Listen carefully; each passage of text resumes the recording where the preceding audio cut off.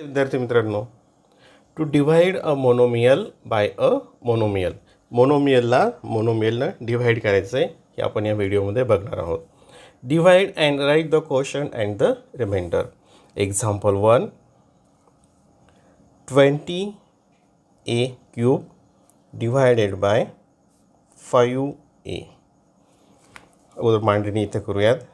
5a इथे divisor आहे आणि 20a³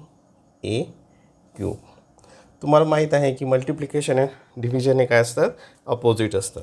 आता 5a into which number equals to 20a³ म्हणजे 5aला कशाने मल्टिप्लाय केलं म्हणजे जर 20a³ असेल तर पहिल्यांदा आपण हे कोएफिशियंट याचं डिव्हिजन करूयात.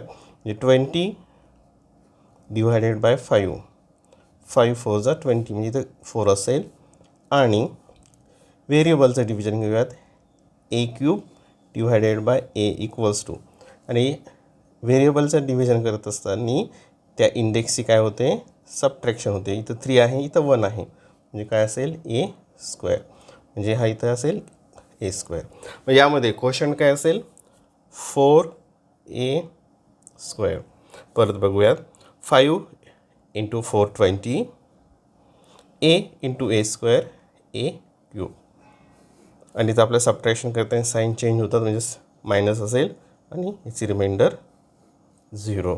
Therefore quotient equals to 4a² and remainder is 0. Remainder काय आहे, 0 आहे. दुसरं एक उदाहरण बघूयात.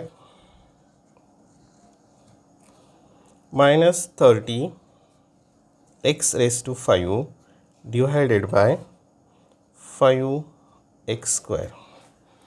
अगोदर इथं मांडणी करूयात.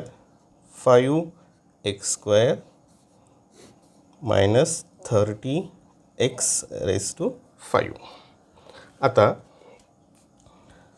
इकडे रफमध्ये बघा. 5x² into which number equals to -30x⁵. म्हणजे 5x² कशाने मल्टिप्लाय केलं तर -30x⁵ येतं. तर आपल्याला 5ने याला डिव्हाइड करावं लागेल. म्हणजे -30 divided by 5 equals to the division of negative and positive, negative 5 6 जा 30. इथं -6 आणि व्हेरिएबल बघा x⁵ डिव्हायडेड बाय x².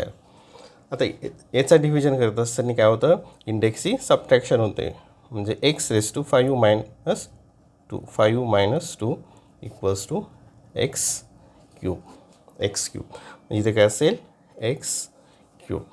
इथं क्वोशंट असेल -6x³. परत इथे आता मल्टिप्लिकेशन बघूयात. 5 6 जा -30 x² इंटू x³ 2 + 3 म्हणजे 5. सबट्रॅक्शन करताना जी खालची टर्म असतात त्याची साईन चेंज होतं. हे तर निगेटिव्ह आहे तर हे प्लस होईल आणि याचं ॲडिशन 0 असेल. Therefore quotient equals to -6x⁵ and remainder equals to 0. याप्रमाणे to divide a monomial by a